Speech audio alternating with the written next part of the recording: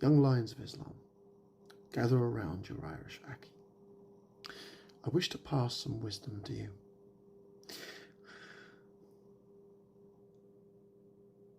I wish to pass some wisdom for you to grow. I want you to be the leaders of your group, that the Prophet, peace be upon him, would smile when we are gathered amongst our own to be driven to heaven.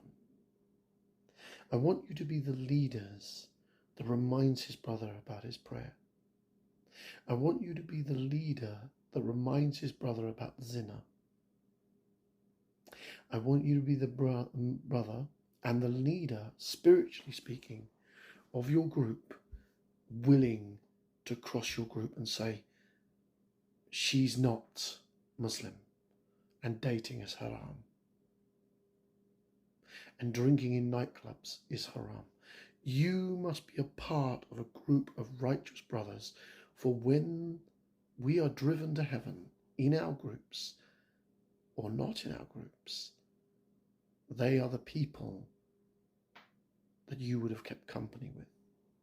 My young lions, you must realize you give me your 5 friends and I will tell you where you're going. If your 5 friends sit round cafes drinking, smoking, having gori sat on their lap, I can almost guarantee you that's what you'll be doing eventually. You are the environment around you as much as you can possibly perceive. There was a famous study, my young lions, of taking a wanted-to-be reformed criminal and putting him in the best environment money could buy. A university put in the 1970s a man who had served 2 sentences, one for robbery, one for assault and battery, inside an environment surrounded by good people, and he immediately reformed. They took the same study with somebody who had misdemeanors and brought him into an environment of drugs, alcohol, loose sex, loose behaviour, and that one-time morally upstanding young man with a misdemeanor pile drive downwards. These are examples, these are clinically proven examples that your environment proves who you are.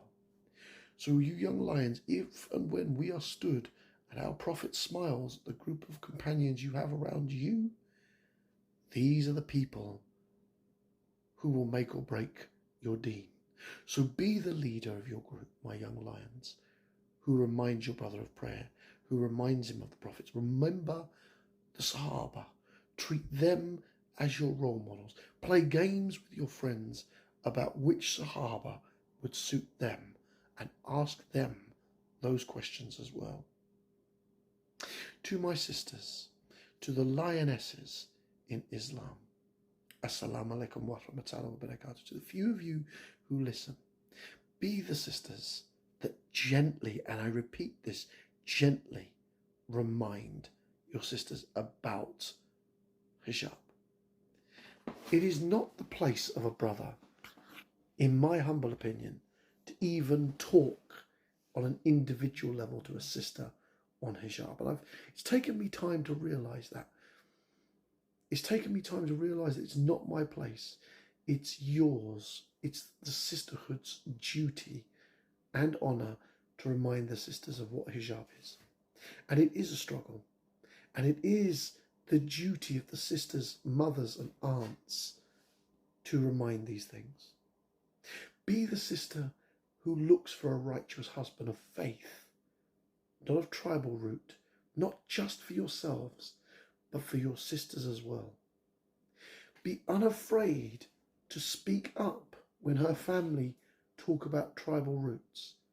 As scary as that is, be willing to stand up for your sister who has found a good and righteous Muslim husband. Be unapologetic in defending the deen of Allah subhanahu, and remain magnificent daughters of Islam, forever magnificent, especially in the intent of the wives of the Sahaba. Use them as the role models, especially Khadija. Ignore these little boys who tell you should be quiet, that you should be meek, that you should follow the examples of generations of Muslim women. Khadija was not a meek woman. She was a businesswoman who did everything in her power to improve Allah subhanahu wa ta'ala's world and her husband, the Prophet. Be like the Sahaba. Be like the Sahaba's wives. Be like the daughter of the Prophet, the magnificent daughter of the Prophet. Be like Ali. Make no mistake that these are the people we should turn to. My brothers and sisters, my young lions, do not be ashamed to be strong in your deed. Do not be embarrassed. This fitna, this dunya, listen to me as your Aki. Please, this dunya is disgusting. I come from that side. I come from that filth. To the beauty, to the magnificence, to the cleanliness that is Islam.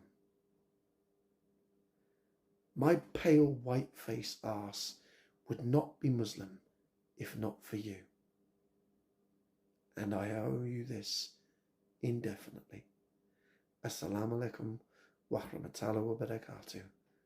I love you all for the sake of Allah subhanahu.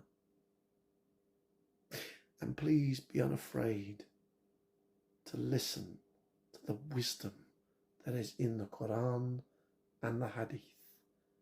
In upon them, we are on the path of the Sunnah.